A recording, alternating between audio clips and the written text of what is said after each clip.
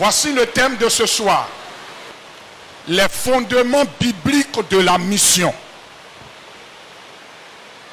Les fondements bibliques de la mission. Regardons ce que c'est que la mission de Dieu, qu'on appelle mission Dei. La mission de Dieu qui est mission Dei. Mission Dei. Le mot mission Dei en latin signifie l'action d'envoyer par Dieu. C'est la mission de Dieu. La théologie biblique des missions a été définie comme étant une théologie des activités rédemptrices du Père, du Fils et du Saint-Esprit, telles que rapportées dans la parole de Dieu. Selon le théologien Henry Clarence Tiersen, qui dit « Le fondement, la dynamique et le but de la mission se trouvent dans le dessein éternel du Dieu de la Bible. » Le fondement, la dynamique et le but de la mission se trouvent dans le dessein éternel du Dieu de la Bible. Quelles sont les bases bibliques de la mission? Où est-ce qu'on peut retrouver la mission? Est-ce qu'on peut retrouver la mission dans la Bible? Tous ensemble, prenons nos Bibles, nous allons essayer de fouiller la Bible.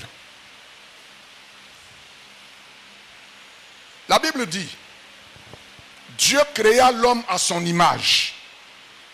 Il créa l'homme et la femme. Genèse 1, 27.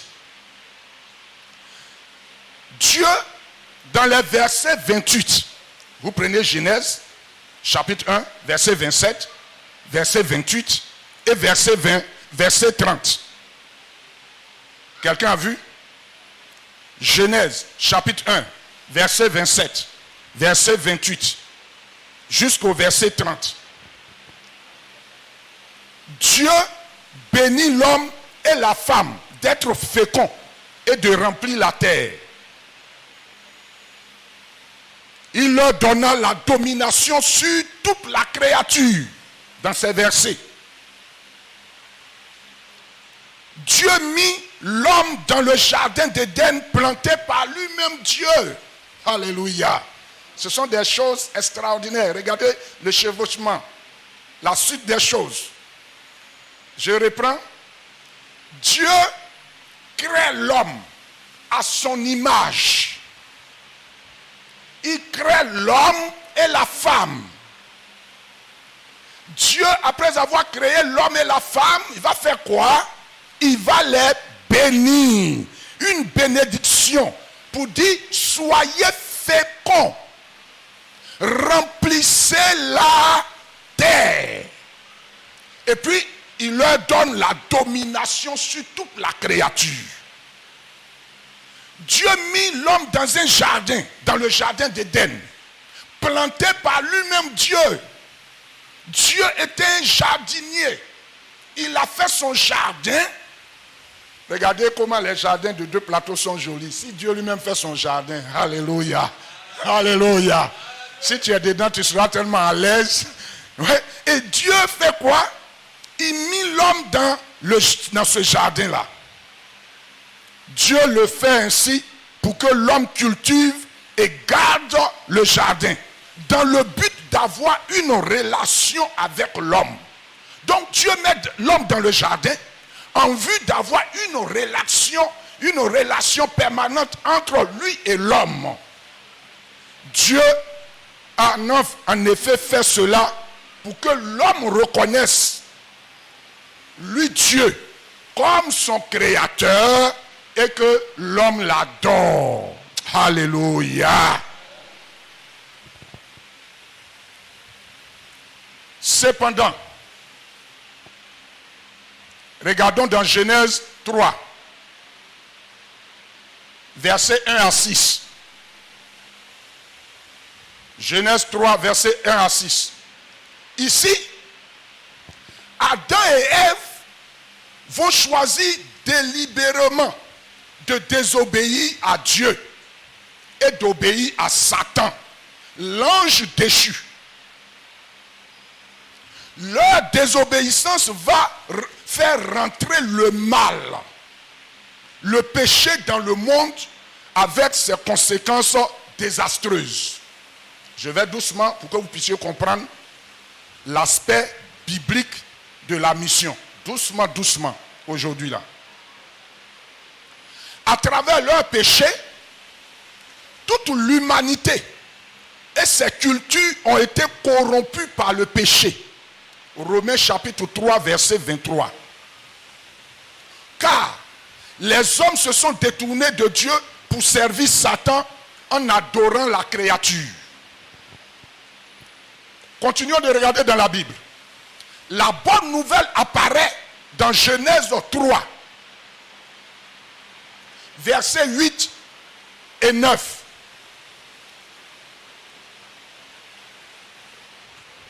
Je disais plus haut, dans Genèse 3, 1 à 6, ce que je viens de dire là, qu'est-ce qui se passe ici? Adam et Ève vont faire quoi? Ils vont faire quoi? Choisir d'une manière délibérée. On dit délibérée, on ne t'a pas forcé. C'est-à-dire avec une pleine volonté de toi-même pour dire j'ai le choix. Voici ça là, je fais un choix. Et moi j'opte pour tel choix. D'une manière propre, délibérée. Eux-mêmes, on ne les a pas forcés. Ils ont choisi de désobéir à Dieu et ils ont choisi de suivre Satan. Et en faisant ainsi, il faut rentrer le mal dans l'humanité. Et toutes les cultures du monde seront corrompues. Le mal va siéger en nous et au milieu de nous. Mais continuons de regarder dans la Bible. Dans Genèse 3, 8 à 9, une bonne nouvelle apparaît qui nous montre le premier appel missionnaire de la Bible, ainsi que la première révélation du plan rédempteur de Dieu. Alléluia. C'est-à-dire que l'homme vient de chuter, vient de désobéir, vient d'être déshonoré. Le péché est entré, l'homme est perdu. L'homme ne sait plus vers qui s'orienter. Son état est critique. Il n'a plus de solution à lui-même par rapport au péché. Il ne sait pas vers qui se tourner. Alors, le premier missionnaire vient pour le sauver. Alléluia. Le premier missionnaire va venir. Regardez les versets 8 et 9. Alors, Adam et Ève, entendit la voix de l'Éternel Dieu qui parcourait le jardin vers le soir, et l'homme et sa femme se cachèrent loin de la face de l'Éternel Dieu au milieu des arbres du jardin. Mais l'Éternel Dieu appela l'homme et lui dit, où es-tu? Voici le premier appel missionnaire. Dieu vient dans le jardin. Parce que lui, il pensait qu'il avait une relation avec l'homme. Or, l'homme avait péché, l'homme était perdu et l'homme est allé se cacher. Et lorsque Dieu vient, il cherche l'homme, il ne voit pas l'homme, il lance son premier appel. Adam, où es-tu? Alléluia. Adam, où es-tu? C'est le premier appel. Depuis l'éternité, c'est cet appel qui résonne dans les nations. Humanité, où êtes-vous? Peuple, où êtes-vous? Ethnie, où êtes-vous? L'homme, où es-tu caché? Je suis là pour te sauver. Je suis venu à ton secours. Dieu était le premier missionnaire.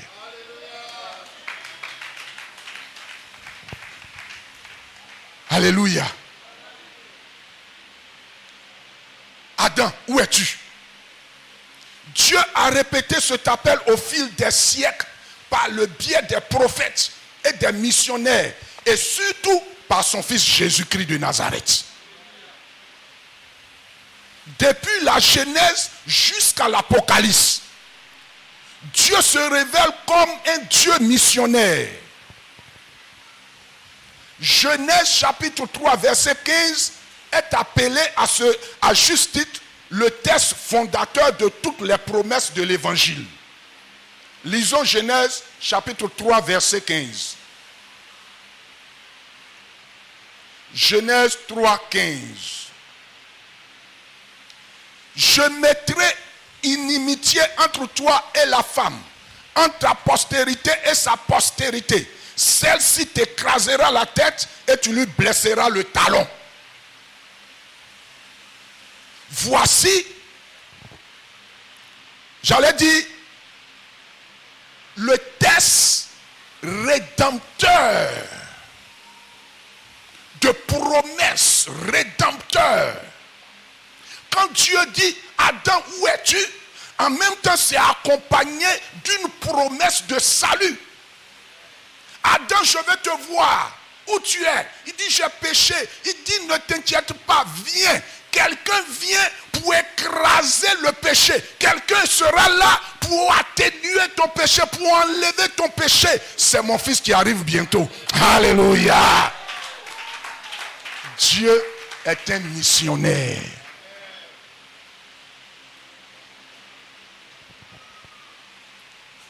Cette promesse constitue la base biblique de la mission rédemptrice de Dieu parmi tous les hommes. La mission n'est pas un projet du Nouveau Testament. Les gens pensent que c'est dans le Nouveau Testament on fait la mission. Une idée de dernière minute du Seigneur Jésus avant son ascension. Quand les gens disent, avant que Jésus ne parte, il dit, allez partout dans le monde, faites de toutes les nations. Non, ce n'est pas à partir de là la mission commence. La mission avait commencé depuis le début de la Genèse, à la chute de l'homme. Dieu lui-même était devenu un missionnaire. Il a fait une promesse de salut missionnaire. Et cette promesse est réalisée par son fils Jésus-Christ de Nazareth. La Bible est par excellence le grand livre missionnaire. 1 Pierre, chapitre 1, verset 18 à 20, dit, Jésus est l'agneau sans défaut et sans tache, désigné avant la fondation du monde. Désigné avant la fondation du monde. C'est-à-dire, Dieu avait préparé pour la mission, pour le salut des hommes au travers de la mission, quelqu'un qui peut nous sauver de notre péché avant même la fondation du monde. Genèse chapitre 1 jusqu'au chapitre 11, vous voyez la mission. Ici, quelque chose se passe. Dieu cherche une relation avec l'humanité en général. Quand vous lisez votre Bible, Genèse chapitre 1 jusqu'au chapitre 11, dans ces chapitres-là, Dieu est en train de chercher une relation avec l'humanité en général. Ce qu'on a coutume d'appeler la période universaliste. Car l'ordre de mission donné en Matthieu 28, 18 à 20 est fondé sur Genèse chapitre 1, verset 1. Dieu qui a envoyé son fils Jésus pour être le sauveur du monde est aussi le Dieu qui a créé les cieux et la terre et fondé tous les peuples du monde à partir du même sang d'Adam. Il ne se contente pas de créer le monde, mais il le gouverne. Et toutes les créatures devront répondre de leur acte devant lui. Tous ceux qui sont sur la surface de la terre un jour vont répondre de leur acte devant le Seigneur, le Dieu Tout-Puissant. Hébreux chapitre 9, verset 27. Il veut que toutes les nations l'adorent, lui seul. Car c'est un Dieu jaloux. Dieu est jaloux. Alléluia. Quelquefois, je comprends les mamans. C'est pas facile, hein? Alléluia. Quand tu aimes ton mari, là, Dieu nous aime. Il ne veut pas que nous puissions nous allions vers quelqu'un d'autre. Quand un être humain se détourne de Dieu pour aller vers une créature, un bois, une eau, une montagne, une colline, Dieu est jaloux. Il voudrait que le monde entier l'adore lui seul. Alléluia. C'est son but.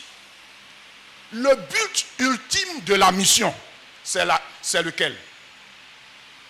Le but ultime de la mission se trouve dans Apocalypse chapitre 5. Quelqu'un prend le texte. Apocalypse chapitre 5, versets 9 à 10. Ça se trouve aussi dans Philippiens chapitre 2, verset 11. Je lis. Que toute langue confesse que Jésus-Christ est Seigneur. Tous doivent être sauvés. Tous doivent adorer le Seigneur Jésus. Nous lisons Apocalypse 5, 9 à 10. Quelqu'un me fait la lecture. Qui a trouvé? Oui, allons-y. Tu lis. Apocalypse 5, 9 à 10. Apocalypse 5, 9 à 10. Et il chantait un cantique nouveau en disant: Tu es digne de prendre le livre et d'en ouvrir les sceaux, car tu as été immolé et tu as racheté pour Dieu par ton sang des hommes de toute tribu, de toute langue, de tout peuple, oui, et de toute nation. Ouais. Verset 10. Tu as fait d'eux un royaume et des sacrificateurs pour notre Dieu, et ils régneront sur la terre. Alléluia. Voici le but ultime de la mission. Pour qu'un jour, tous les peuples, toutes les langues, toutes les ethnies, tous ensemble soient sauvés et que Jésus soit leur roi. Et que Jésus et tous ces peuples règnent éternellement sur la terre dans la nouvelle Jérusalem. Alléluia. C'est pourquoi Dieu s'empresse de chercher les hommes. Dieu est pressé. Il ne veut pas que quelqu'un meure, échappe à cette gloire-là. Amen. Et comment il doit le faire? Il veut passer par l'église. Il veut simplement passer par l'église. Est-ce que tu te disposes entre les mains de Dieu afin que Dieu puisse t'utiliser comme membre de l'église pour aller racheter des peuples, pour aller racheter des ethnies, pour aller racheter des nations pour Jésus-Christ, pour qu'au dernier jour, Jésus soit leur roi? Est-ce que quelqu'un est prêt à cette mission-là? Alléluia! Que Dieu vous bénisse. Parce que la mission va commencer.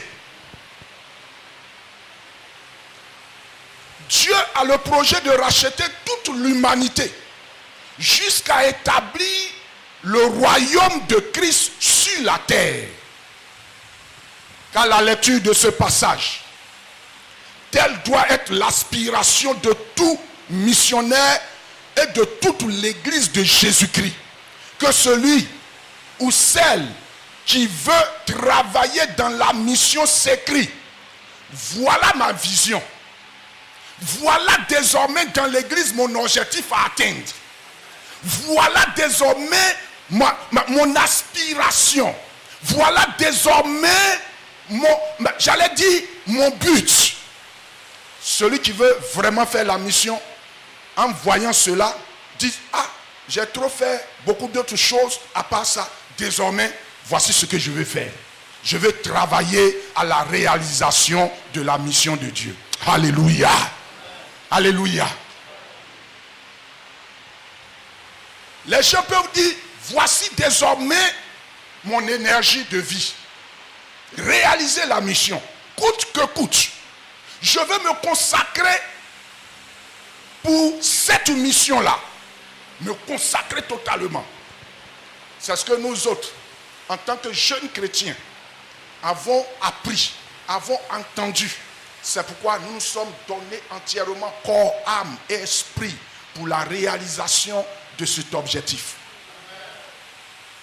Je me pose la question devant Dieu: Seigneur, est-ce que j'ai pu faire quelque chose pour t'aider dans cette mission-là?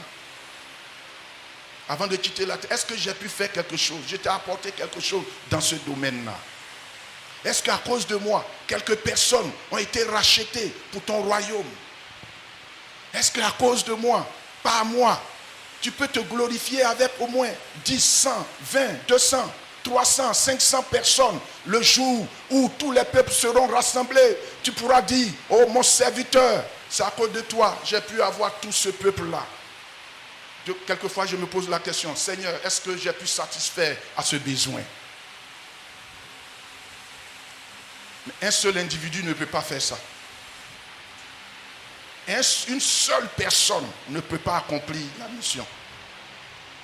Tout à l'heure, le frère était en train de donner, j'allais dire, le chiffre de la population mondiale, 7 milliards, 8 milliards de personnes sur la terre. Si c'est seulement des individus, des personnes dans l'église, des singletons qui se lèvent avec tout un effort physique personnel à aller à la recherche des âmes perdues pour Jésus. Oh mon frère, la plus grande partie de l'humanité ira en enfer. L'objectif de Dieu est de faire venir toutes les nations pour le règne de Jésus-Christ. Ce n'est pas seulement l'affaire du missionnaire, mais c'est l'affaire de tous les serviteurs de Dieu et de tous les chrétiens dans toutes les églises. Quelqu'un me dit Amen. Si votre travail pour le Seigneur n'arrive pas, n'amène pas, si le travail que tu fais pour Dieu n'amène pas les gens à se prosterner devant le Seigneur pour dire, oh, Jésus, tu es mon Seigneur et tu es mon Sauveur. Sur tout ce que tu peux faire dans une église, ça n'amène pas quelqu'un à dire, je libère, je donne ma vie à Jésus comme Seigneur et Sauveur, c'est que tu es loin du but. C'est que tu es passé à côté de l'essentiel. Tout ce que nous faisons dans une église, à partir de tous les petits groupes d'activité de l'église jusqu'à la tête, tout ce que nous faisons doit être dans le but d'amener des peuples au salut, des gens à se convertir, des gens à accepter Jésus comme Seigneur et Sauveur personnel de leur vie. Quelqu'un me dit Amen. Amen. Voyons quelques étapes majeures dans le déroulement du plan rédempteur de Dieu pour l'humanité. Nous allons voir ces plans-là. Quelques plans majeurs.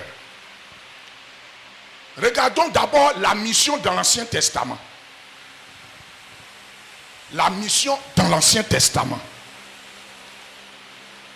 L'appel missionnaire d'Abraham et l'alliance avec Abraham.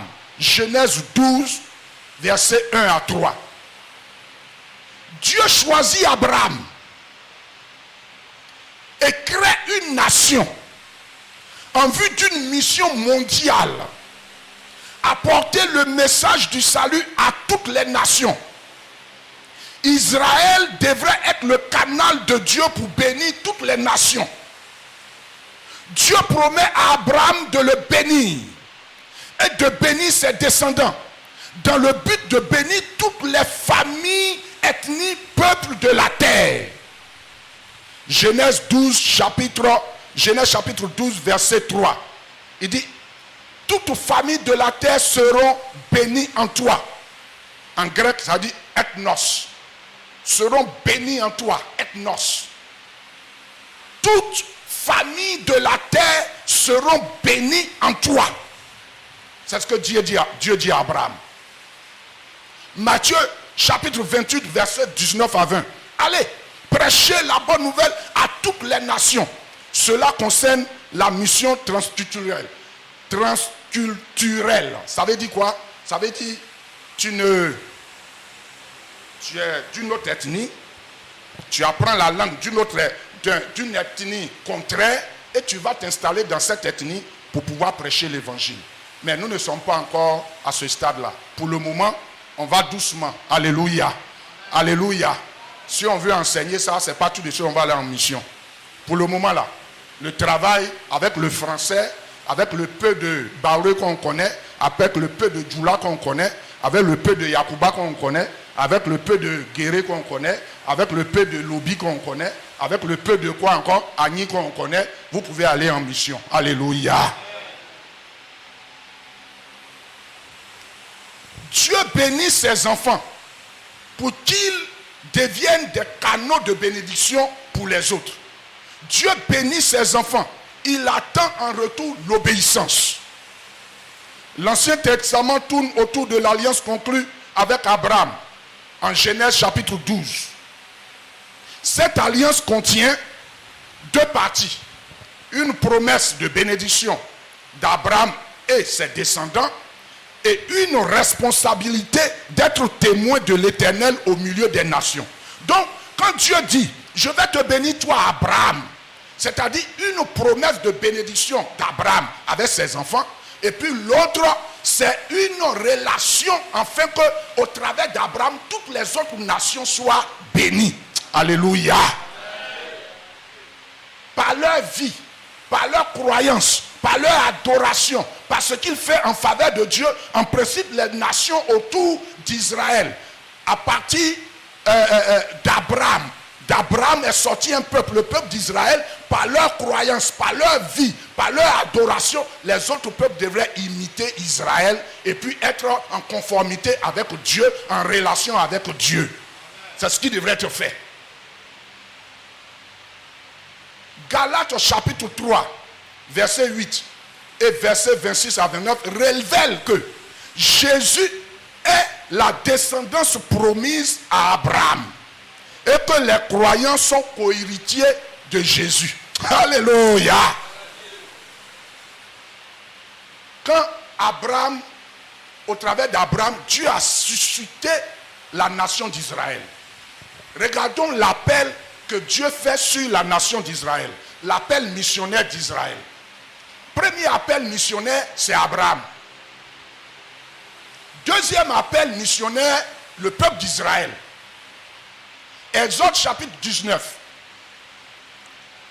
Je vous ai dit, nous allons rentrer dans une étude. Ne dormez pas. Exode 19, 3 à 6. Deutéronome chapitre 7, verset 6. Deutéronome chapitre 26, verset 18 à 19. Ésaïe chapitre 49, verset 6. Israël est appelé par Dieu à être un sacerdoce royal, une nation sainte.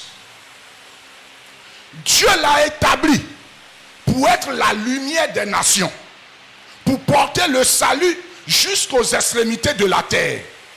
Alléluia. Dans Ésaïe chapitre 42, versets 5 à 7.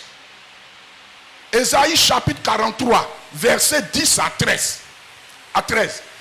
Être sacerdoce royal signifie annoncer le royaume de Dieu aux autres nations. Voici la signification. Être le sacerdoce royal signifie annoncer le salut de Dieu, annoncer la repentance de Dieu aux autres nations qui nous entourent. Quand on dit tu es un sacerdoce royal, c'est-à-dire le sacerdoce, c'est un travail. Je suis en train d'accomplir un sacerdoce. Je suis en train de travailler. Ce travail consiste à annoncer le salut de Dieu aux autres nations qui ne connaissent pas Dieu. C'est ça le sacerdoce royal. Ne vous glorifiez pas avec ce mot. Vous savez, dans l'église, je suis un sacerdoce royal.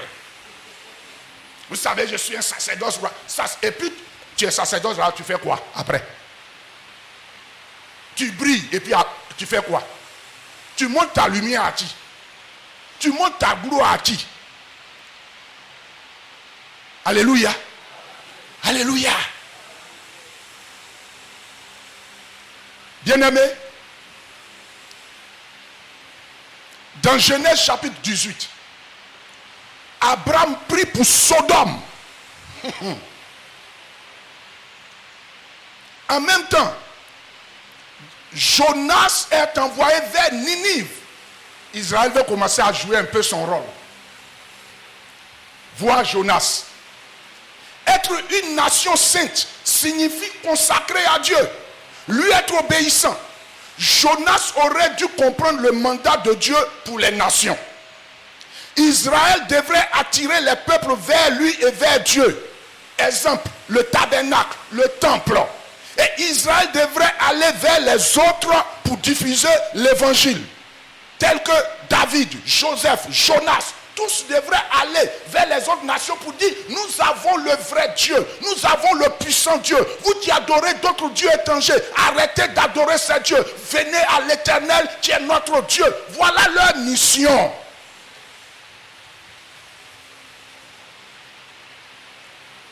Ésaïe 53, 6 à 7 et Joël 2, 32 présente l'évangile qui est confirmé dans Romains 10, 9 à 10. Quand Dieu appelle Abraham à être missionnaire, Abraham dit, Dieu, il n'y a pas de problème, je suis disponible. Au travers de moi, tu suscites une nation. Claire. Abraham joue son rôle. Dieu appelle Israël. Il dit, tu es un sacerdoce royal, une nation sainte. Au travers d'Abraham, tu es devenu un peuple. Voici ton rôle. Allons-y écouter la réponse d'Israël. La réponse d'Israël par rapport à la mission de Dieu. Osée chapitre 8 à 10. Chapitre 8 à 10. Osée chapitre 8 jusqu'au chapitre 10.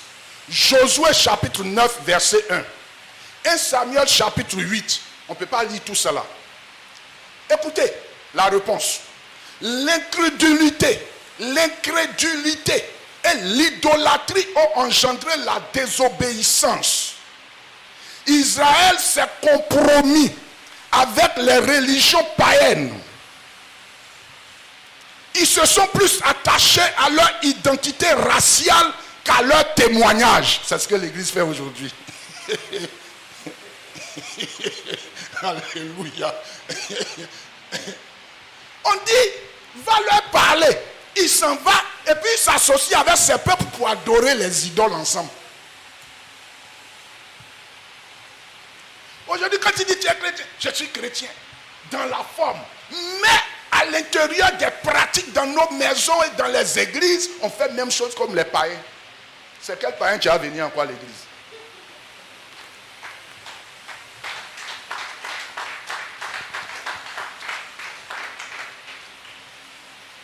Être missionnaire signifie une conversion radicale de nos tendances naturelles, une restructuration totale de notre vie pour être utile dans la main du Seigneur. Conséquence, dans ma préparation et dans ce que j'ai confessionné pour vous, je n'ai pas mis conséquence de la non-accomplissement de la mission. Et puis je commence à détailler, voilà ce qui va venir. Non, mais ça c'est dispatché dedans. Arrivé à un certain moment. Quand Israël a refusé d'accomplir sa vocation missionnaire, conséquence, exil. Exil. Vous connaissez l'exil? On dirait que ça est dans ce temps-là à l'actualité. Bon, on ne peut pas en parler, nous sommes à l'église. Alléluia. Exil. Dispersion d'Israël parmi les nations. Certains déportés par leur fidélité ont glorifié Dieu devant des païens.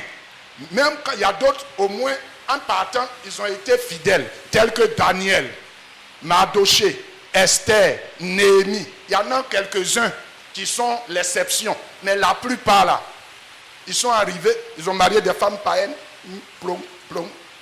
Ils ont tout fait, ils mangent ensemble, et puis c'est plus leur problème. Mais Dieu les a chicotés. Certains juifs de la diaspora ont amené des païens à la connaissance de Dieu. C'est dans cette période que sont nées les synagogues. Les synagogues.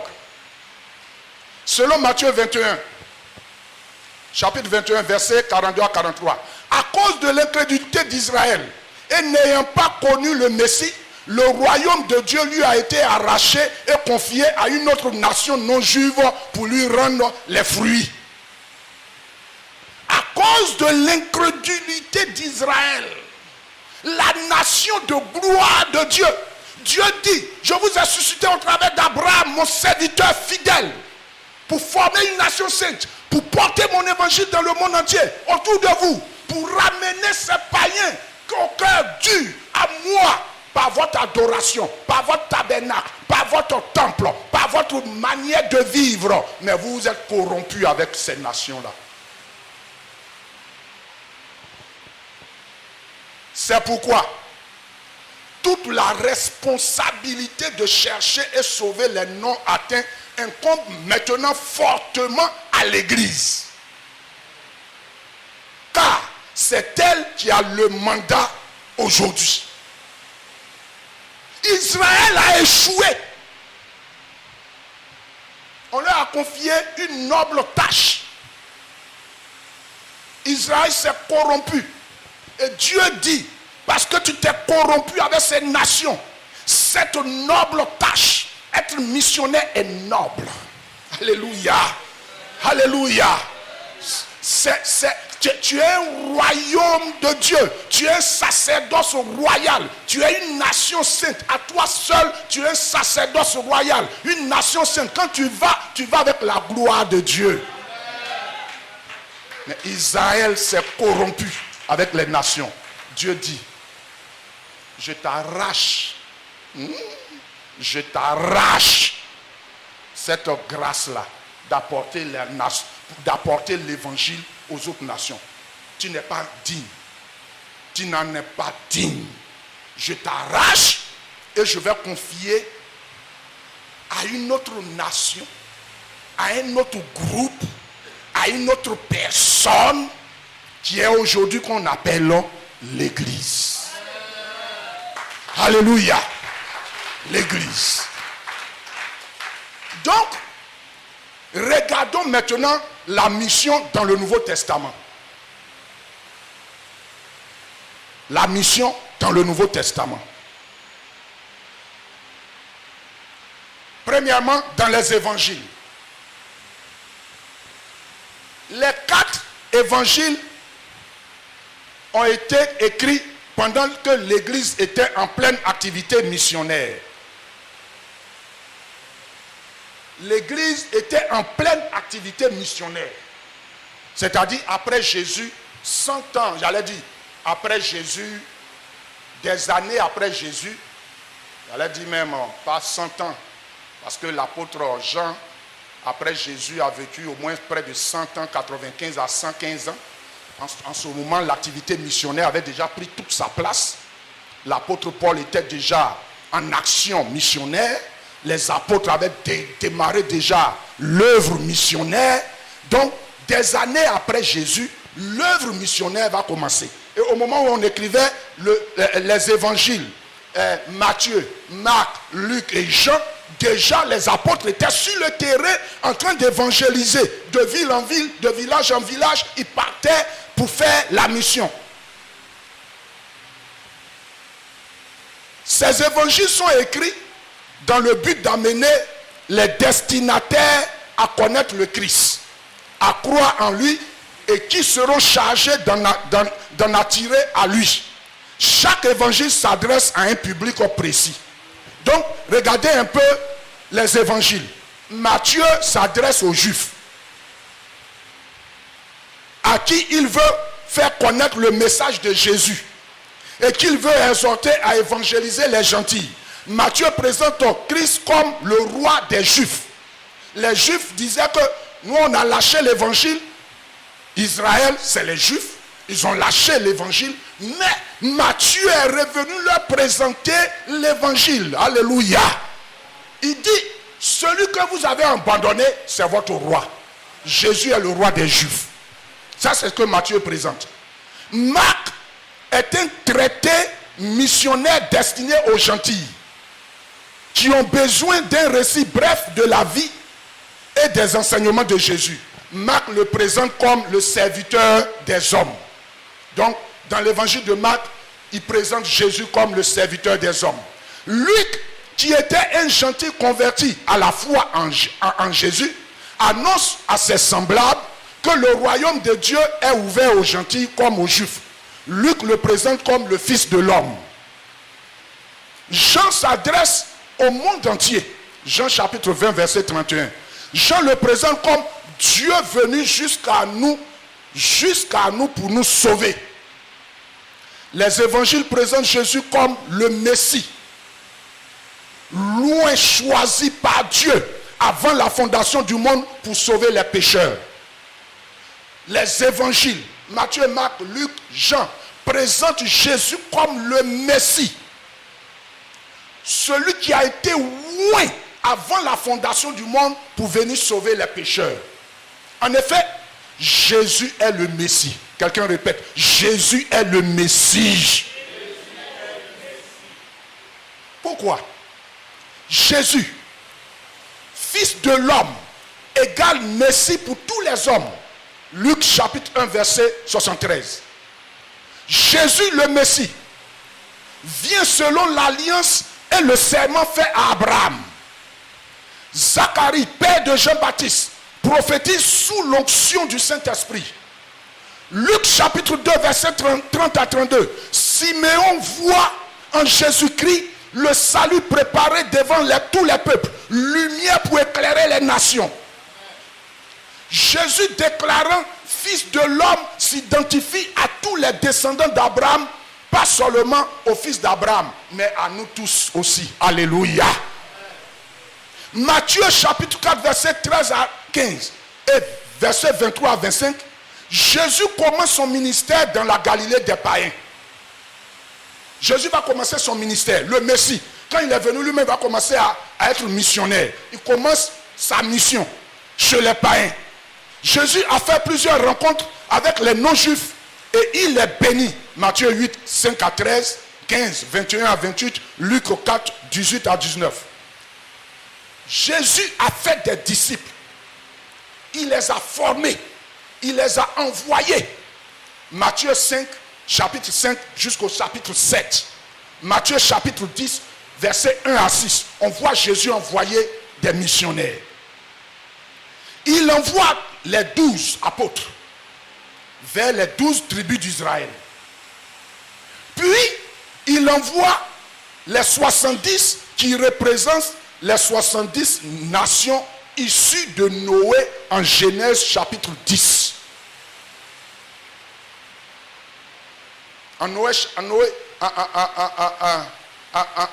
Genèse chapitre 10, Dieu suscite 70 nations. Et première chose, premier envoi, c'est ce que Jésus a dit, Jérusalem, après les extrémités de la terre.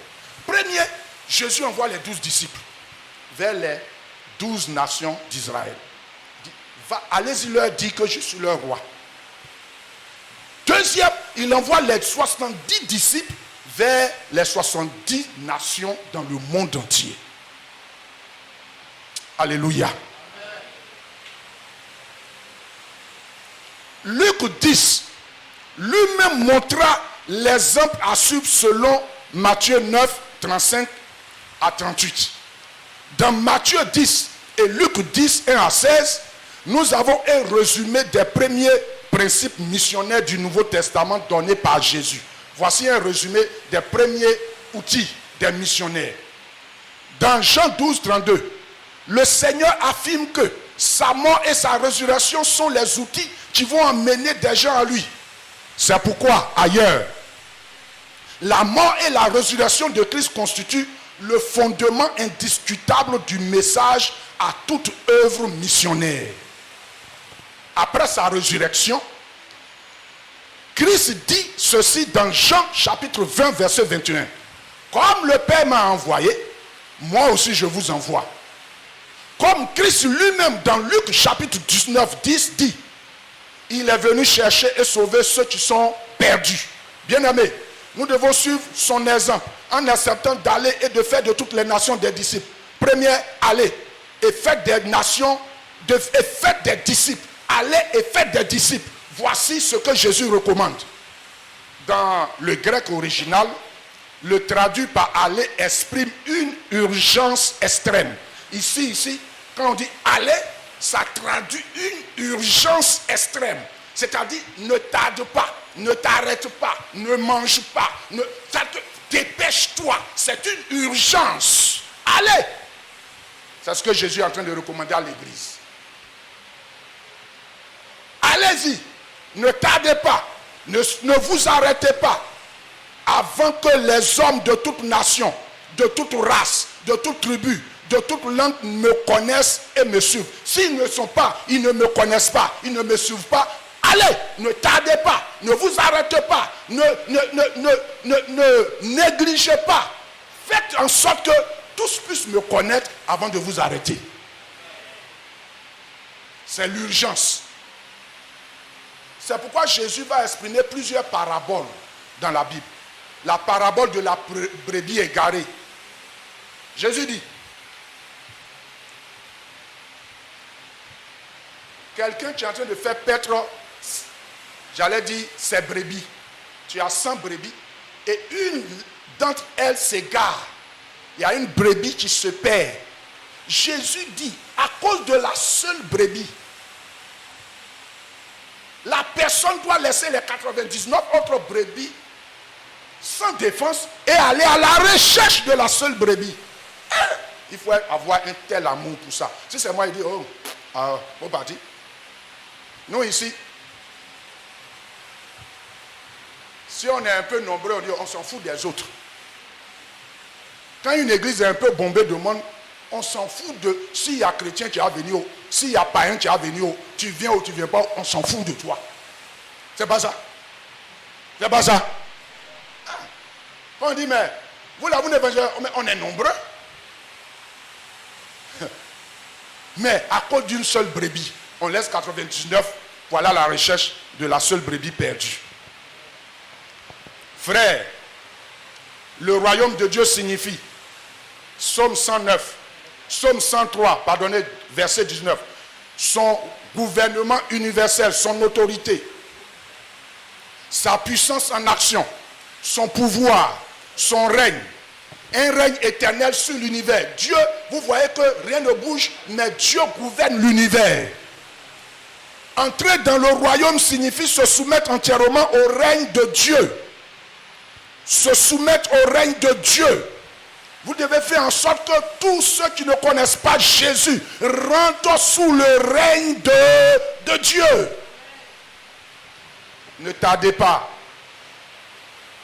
Ne vous arrêtez pas en chemin. Allez. Matthieu 6, 33 dit, cherchez d'abord le royaume de Dieu. Dans les bénédictions, aujourd'hui, quand on prêche, on a oublié cet aspect. La bénédiction commence d'abord par la recherche du royaume de Dieu. Cherchez d'abord le royaume de Dieu. Et cherchez d'abord le royaume de Dieu. Fait en sorte que les hommes puissent rentrer sous le gouvernement de Dieu. Sous la domination de Dieu. Amen. Alléluia. Les hommes puissent entrer sous la domination du règne de Dieu. C'est ça, chercher le royaume de Dieu. Quand tu es là, tu es en train de chercher les païens pour qu'ils se convertissent. Tu es en train de chercher le royaume de Dieu. Alléluia. Il dit, cherche ça premièrement d'abord. Quand tu fais ça là, le Dieu, il n'est pas égoïste. Il n'est pas méchant. Quelqu'un prêchait, il dit, les hommes même, on dirait que quelquefois, peut-être on ne réfléchit pas un peu plus longtemps. Quelqu'un, toi tu es païen. Vous m'écoutez? Tu es païen. Hein? Quand on dit tu es pécheur là, ça veut dire qu'on ne peut rien faire pour toi. Tu es dans fosse septique. Vous connaissez fosse septique là? Tu es dedans. Et puis tu ne peux pas sortir. Tu ne peux pas sortir. Gros trou là, tu es dedans. Loin. Poto sur toi. Tu ne peux pas sortir. Et puis quelqu'un plonge derrière toi. Il te fait sortir. Hein? Il te prend par les cheveux, il te tire.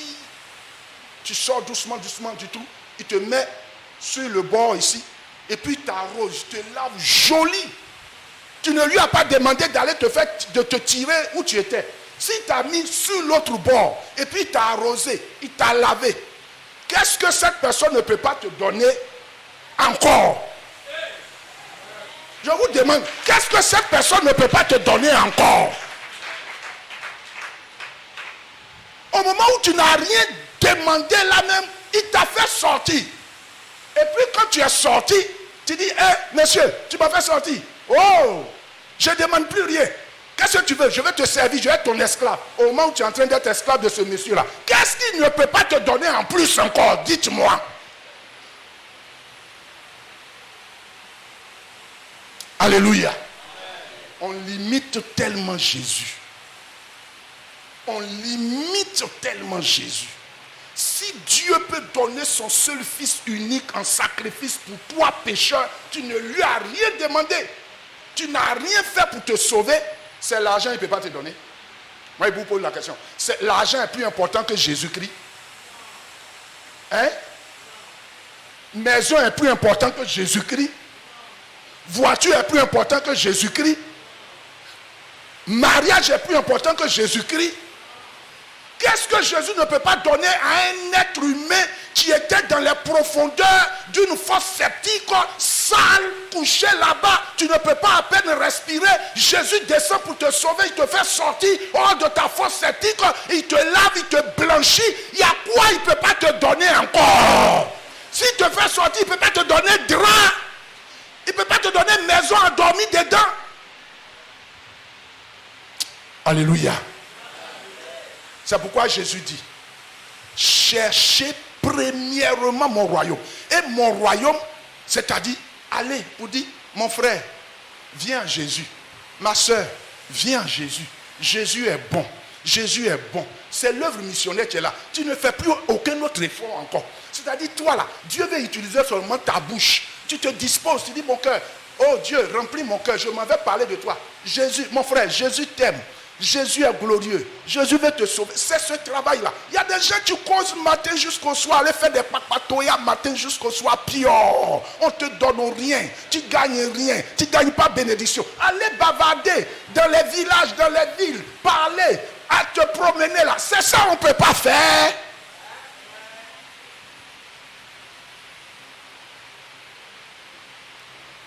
On voit nos animatrices à la télé. Les animatrices du monde là, quand ils font leur travail, ils sont chauds. Mais tout le monde est animateur ici. Soyez des animateurs de Jésus. C'est ce que Jésus a besoin. Tu es une maman, tu es au marché, tu vends ton piment. Ma soeur, oh, viens payer mon piment. Aujourd'hui, là, tu as payé, mais il faut savoir que Jésus t'aime. Hein? Oh, Dieu te bénisse, Jésus t'aime. Oh, mon frère, tu es un boucher. Oh, toi, tu as payé ma viande. Vous distribuez le prix, en même temps, tu lui annonces le Jésus. Tu ne peux pas faire ça. Alléluia. Alléluia.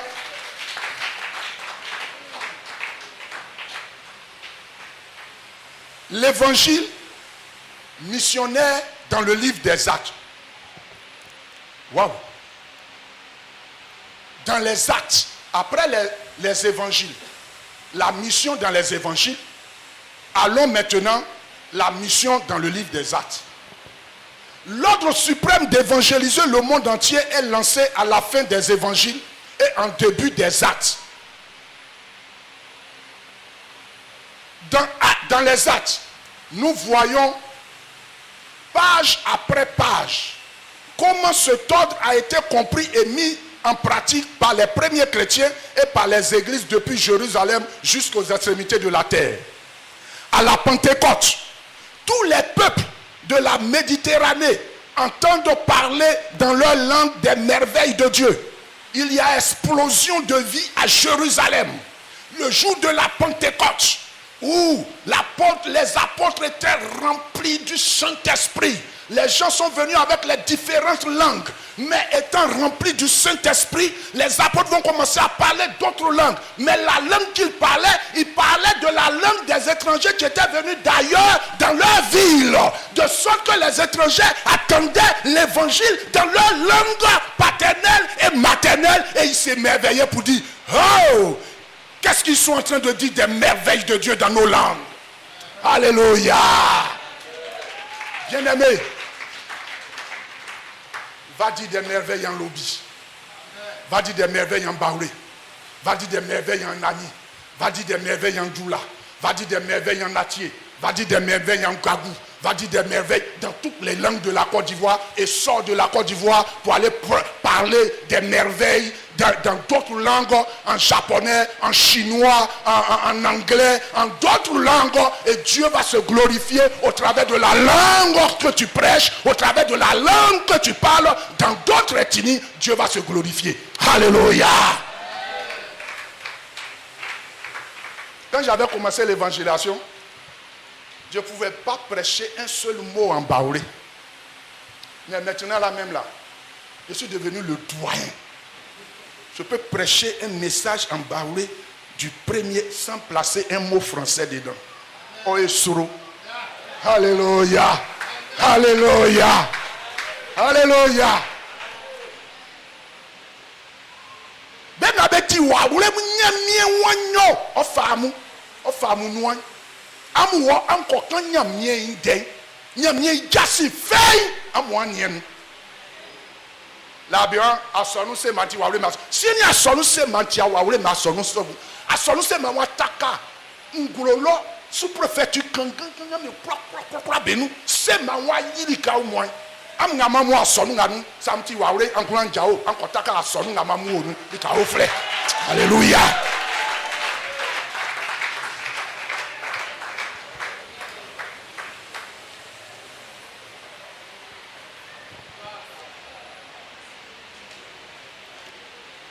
À la Pentecôte, il y avait explosion de vie.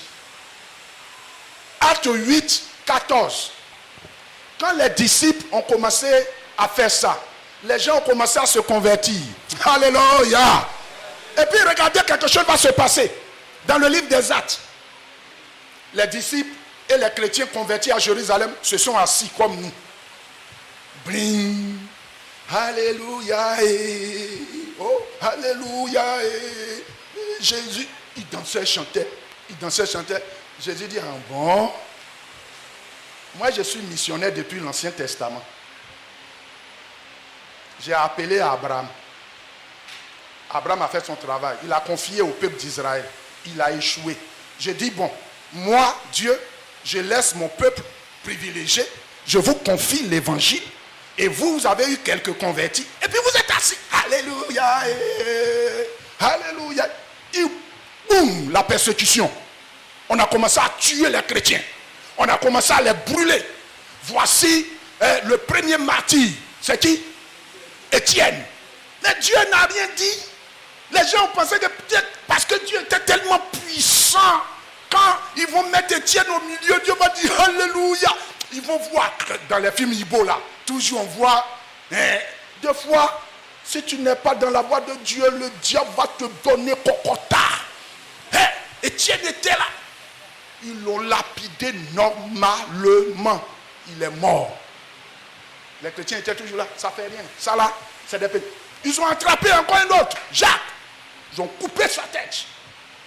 Quand ils ont attrapé Pierre, les chrétiens ont dit, trop c'est trop. Alléluia. On va partir maintenant. Piou. Sauf qu'il peut. Papa. En allant, la mission a commencé à être accomplie dans le monde entier. Alléluia. Bien-aimés, n'attendons pas que nous soyons secouillés. N'attendons pas. L'apôtre Paul inaugure une nouvelle période missionnaire. Une nouvelle race d'apôtres envoyés vers les païens. Avec la période de la mission pionnière et stratégique. Paul va modifier la mission. Paul est un homme préparé. Il va comprendre le sens de la mission maintenant. Parce qu'il a été formé. Ça est là. Paul il est formé. Un homme préparé. Formation grecque-romaine. Pharisien. Il avait tous les atouts. Toutes les stratégies dans sa tête. Il a reçu une vision claire de la mission. Romains 15, 20 à 22. Il a reçu un appel pour les païens. Il bâtit un travail stratégique et vise les centres urbains. Premièrement, les synagogues et les païens. Il organise un travail en équipe missionnaire avec des ouvriers, des nationaux et des expatriés. Paul a compris la vision missionnaire. Il a compris la stratégie. Comme il était formé dans la langue grecque-romaine, il était un pharisien, un docteur, un spécialiste. Dieu va l'inspirer. Il va organiser, planifier la mission. Il va savoir que quand on va en mission, on touche d'abord les centres urbains, les grands centres. Quand tu es là, ton missionnaire est là, il touche d'abord Séguéla. Après Séguéla, il va dans les sous-préfectures, Bobi, Massala, Sifié. Il touche autres sous-préfectures. Quand il les touche, après les sous-préfectures, il déploie la mission dans les campements. Alléluia. Paul avait cette stratégie maintenant. Il pouvait aller en mission. Et Paul va révolutionner la mission. À partir des Actes, chapitre 15, Paul et les autres responsables chrétiens laissent les chrétiens d'origine païenne garder leur identité. Avant, on dit non, si tu es païen, quand tu viens à Jésus, il y a tellement de sacrifices. Aujourd'hui, c'est ce que j'ai compris, où je sais. Pour nous, quand on dit on est chrétien là, c'est qu'on doit venir forcément à l'église. Quelqu'un peut être chrétien et demeurer dans sa culture. Alléluia. Quelqu'un peut être chrétien et puis on enlève tous les bancs. S'il n'a pas l'habitude de s'asseoir sur chaise, lui n'est pas habitué. Il vient à l'église, vous dit qu'il n'a qu'à s'asseoir sur chaise. Il a l'habitude de s'asseoir comme ça. Quand il s'assoit là, il est à l'aise. Tu dis non, comme tu es devenu chrétien, ni rêve. Il faut t'asseoir sur ses chaises. Quand il vient là, et puis il dort. Il faut lui donner une natte. Vous allez voir, il sera à l'aise. Alléluia. Alléluia. Donc, les apôtres vont autoriser les païens à garder leur identité. C'est le début d'un grand mouvement d'évangélisation vers les peuples païens. Alors Jérusalem n'est plus le centre principal d'envoi. Il y aura beaucoup d'autres centres d'envoi. Alléluia. C'est-à-dire que Jérusalem était le centre principal, mais quand les apôtres sont partis, chacun a installé un grand centre, un grand centre, un grand centre, un grand centre. À partir de ces autres grands centres, les autres envoyaient maintenant des missionnaires partout dans le monde. Voir Galates chapitre 3, verset 10 à 11, Colossiens chapitre 1, verset 3 à 8. La mission dans les épîtres. Dans les épîtres. Notez le rôle de l'église locale à Antioche pour la mission. L'église locale d'Antioche pour la mission. L'envoi de Paul et Barnabas se fait à partir de l'église. Ils ne se sont pas levés comme ça. On ne les a pas jetés. C'est l'église qui a envoyé Paul et Barnabas en mission. On va revenir demain sur le rôle de l'église locale dans l'envoi des missionnaires. Si on laisse un missionnaire en singleton, et que lui-même il s'en va de lui-même, il se décarcasse, il trouve son terrain, il trouve des nouveaux convertis, vous avez perdu ce missionnaire. Il va fonder une œuvre sur sa propre personne. Une œuvre d'héritage. Il va bâtir une œuvre d'héritage personnel, individuel. Le missionnaire est envoyé à partir de l'église. Actes chapitre 13, verset 1 à 3. Actes chapitre 14, verset 26. L'église doit être une base de formation et d'expansion, c'est-à-dire d'envoi missionnaire. Elle doit détecter les vocationnaires et les orienter dans la moisson. Romains chapitre 15 nous montre la complémentarité entre ministère et église locale qui ont chacun des responsabilités communes et spécifiques. Romains chapitre 15 verset 10. C'est-à-dire, l'église doit détecter des vocationnaires. Les responsables d'église détecter des vocationnaires. Parce que la mission est comme, d'une manière terre à terre, j'allais dire, est comme un centre d'emploi, d'embauche on dit quoi? D'emploi, on embauche. C'est-à-dire, on embauche des travailleurs, des jeunes gens. Tu peux être professeur, tu démissionnes, on va t'embaucher. À partir de là, tu vas être missionnaire. Et dans ça, tu vas gagner même quelque chose pour ton bien-être physique. Donc, c'est un emploi. Mais pour avoir cet emploi, on détecte c'est sur la partie missionnaire, la partie spirituelle qu'on se base. On ne peut pas envoyer quelqu'un qui travaille dans l'État comme missionnaire. Tu vas échouer. Quand nous, on était encore jeunes, on a vu les missionnaires blancs qui avaient inondé tout le centre. Eux tous, ils étaient libres. Ils n'avaient pas autre activité. Certains avaient des activités en tant que menuisiers, maçons, mais lorsqu'ils étaient missionnaires, ils ne pratiquaient pas ça pour manger. C'est dans leur maison, de temps en temps, ils faisaient des réparations eux-mêmes. Mais ils avaient leur base d'envoi qui s'occupait entièrement d'eux. Donc, de sorte que l'Église doit faire attention à qui il appelle comme missionnaire. Parce que cet homme va avoir un emploi. Un emploi spirituel, un emploi physique. L'Église va devenir comme une grande société. Et à partir de cette société spirituelle, les âmes vont être gagnées à Dieu. Donc il faut faire une planification. Il faut être objectif. Quand tu veux prendre quelqu'un pour l'envoyer en mission, il faut savoir qui tu envoies en mission. Alléluia. Il ne faudrait pas des gens qui ont échoué dans la société. Ils se promènent dans Abidjan, ils ne savent pas où travailler. Et puis ils viennent se réfugier à l'église pour dire que je suis serviteur de Dieu. On en voit trop dans Abidjan là. Des capricieux. On ne peut pas compter sur eux.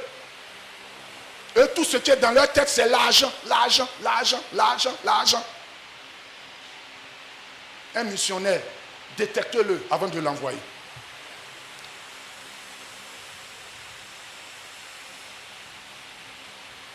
Dans Romains chapitre 15, je disais que nous montre la complémentarité entre le ministère et l'église locale qui ont chacun des responsabilités communes et spécifiques. L'apôtre est toujours pionnier. L'apôtre est toujours pionnier. Romains chapitre 15, verset 23. Il s'oriente vers de nouveaux champs. Il cherche où il va placer ses missionnaires. Romains chapitre 15, verset 24. Il associe l'église locale à la vision missionnaire. L'apôtre associe l'église locale à la vision missionnaire. Il cherche les localités où il va placer les missionnaires pour travailler en son nom. Il les supervise. Il les oriente dans le travail. Il cherche le besoin de la mission, le besoin des ouvriers, de nouveaux coins à conquérir. Vous voyez vous allez voir dans ces versets-là.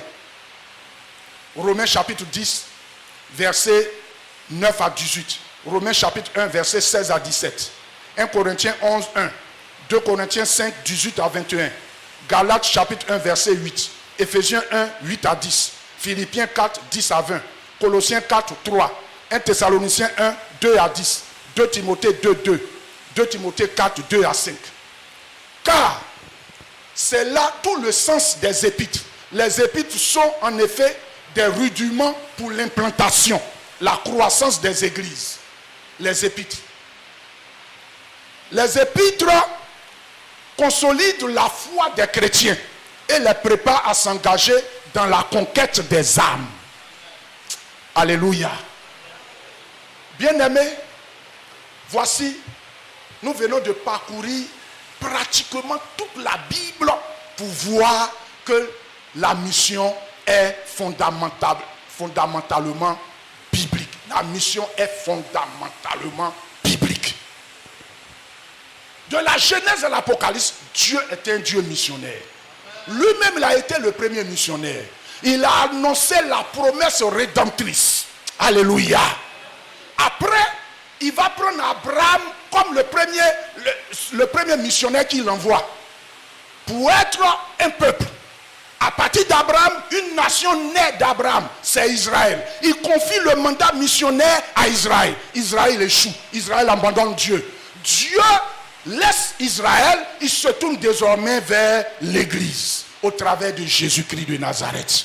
L'Église a sa responsabilité de jouer son mandat missionnaire dans ce monde actuellement. Et toute la Bible est fondamentalement biblique, missionnaire. Toute la Bible, nulle part quand on voit là, il n'est dit que la mission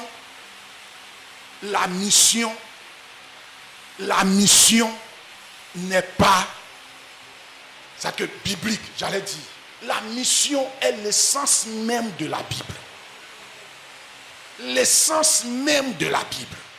Si tu as tout fait, quand on voit tout ce cheminement-là, on peut prendre un autre thème dans la Bible. Essayez de faire le cheminement de la Genèse. Vous n'allez pas trouver tous ces versets-là. Tous ces versets-là. La mission est l'essence de Dieu, l'essence de la Bible. Tout ce que Dieu veut dans la Bible, c'est que nous puissions accomplir la mission.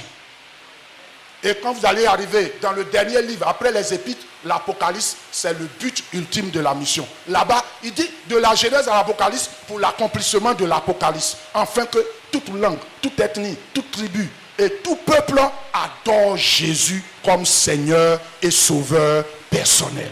Alléluia. Bien-aimés, que le Seigneur vous bénisse. Retenez que la mission est biblique. La mission est biblique. Si tu as fait autre chose à part la mission, tu es en train de passer à côté de l'essentiel. Que Dieu nous bénisse ce soir. Prenons conscience, en faisant pour Dieu, Dieu fait pour nous. Au nom de Jésus. Amen.